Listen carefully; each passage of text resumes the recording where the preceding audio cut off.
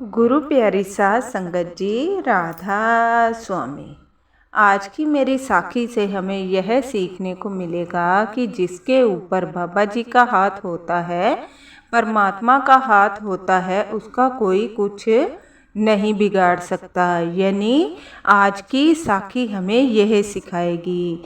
एक परिवार था जिसमें एक बेटा, एक बहू और उसकी दो बेटियां थीं।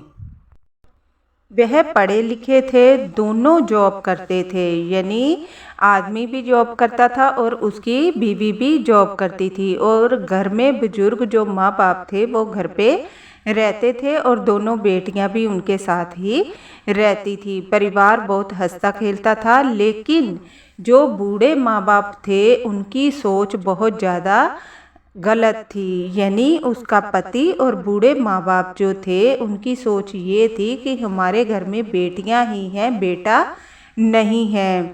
पर जो औरत थी, नौकरी करती थी, जिसकी दो बेटियां थी, उसकी सोच अलग थी और वो बोलती थी बेटा और बेटी में कोई फर्क नहीं होता। पर उसके पति को उसकी माँ हर समय यह सिखाती रहती कि हमारे दो बेटियां पहले से ही हैं, अगर तीसरी बेटी हो गई तो मैं तुम्हारा दूसरा विवाह करवा दूंगी, क्योंकि हमारे घर में बेटा नहीं है। उसकी बहू हर टाइम परेशान रहती थी, बाहर भी नौकरी करने जाती थी, घर का भी काम करती थी और उसको दिमाग में इतनी टेंशन बनी रहती थी कि पता नहीं मेरा आगे क्या होगा। अगर मेरे घर लड़की हो गई तो यह लोग मुझे घर से निकाल देंगे। उसकी सास जो थी वो हर समय यही बोलती रहती कि हमारे घर में बेटा नहीं है, हमारे घर में बेटा ही होगा।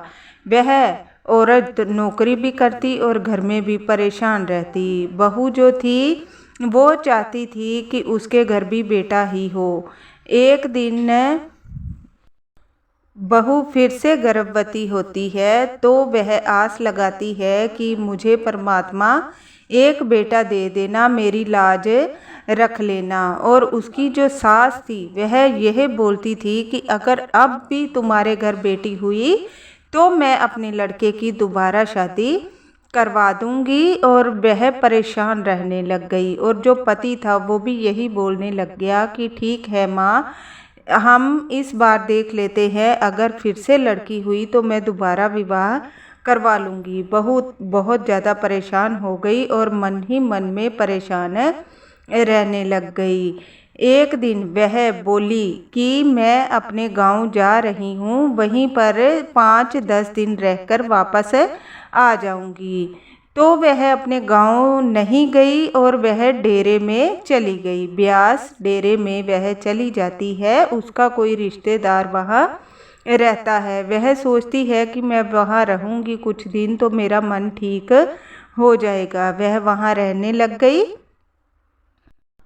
फिर एक दिन जब समय आया तो उसको जैसे दर्द शुरू हुए तो जो सेवादार थे वो बोल रहे थे इसको हम हॉस्पिटल में ले चलते हैं। लेकिन उसकी जो रिश्तेदार थी वो बोलने लग गई कोई बात नहीं, हम इसे घर पे ही लेके चलते हैं। ऐसे ही करते हुए उसके घर तीसरी बेटी हो जाती है और वह जो बहू थी बहुत ज़्यादा परेशान हो जाती है और ज़ोर ज़ोर से रोने लग जाती है। बेटी बहुत ज़्यादा सुंदर होती है और पर उसका मन जो था यही डर में था कि अब उसकी सास उसके पति का दूसरा विवाह करवा देगी और मुझे घर से निकाल देगी।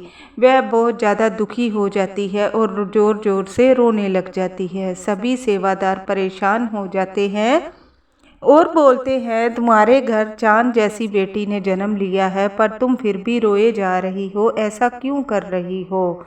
तो वह कुछ नहीं बताती, परेशान ही रहती है। 2 दिन रेस्ट करने के बाद जब वह बोलती है कि अब मैं यहाँ से चली जाऊँगी, सेवादार बोलते हैं आप हमें अपने घर का पता बताओ, हम आपको छोड़कर आ जाते हैं। पर वह नहीं बताती है, बोलती है कि मैं खुद ही चली जाऊंगी।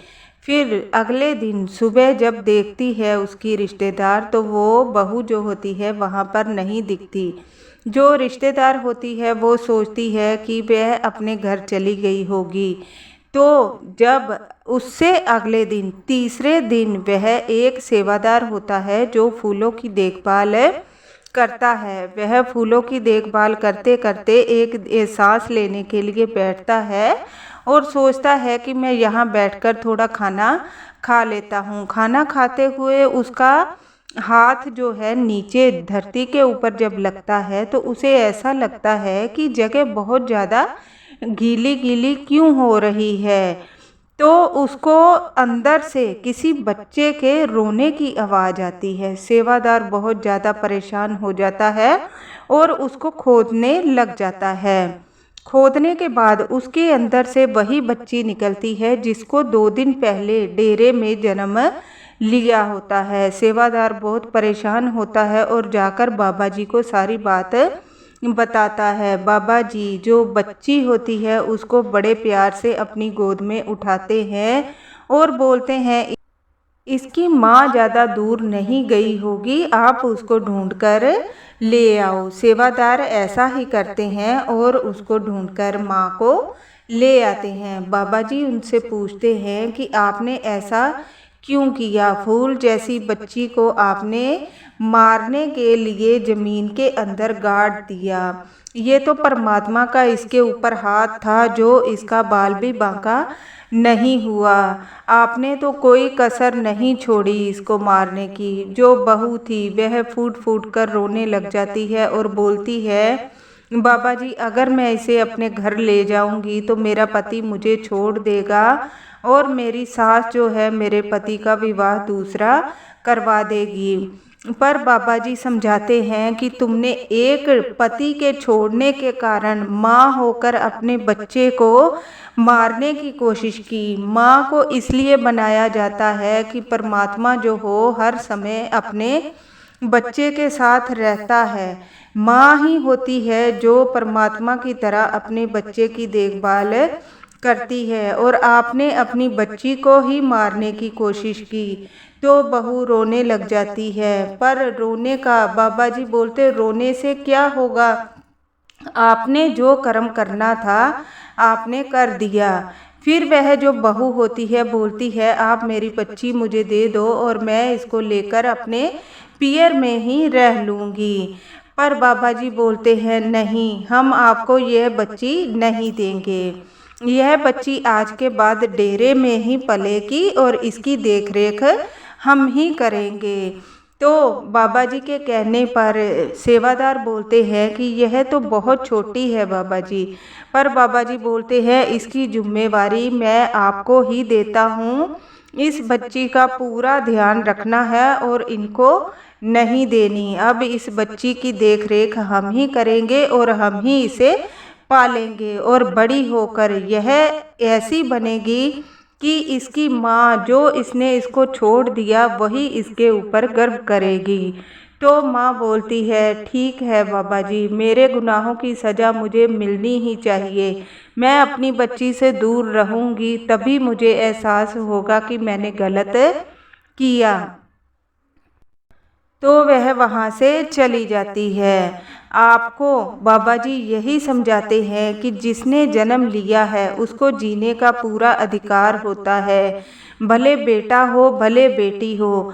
आजकल के दुनिया में बेटियां बेटों से कम नहीं होती।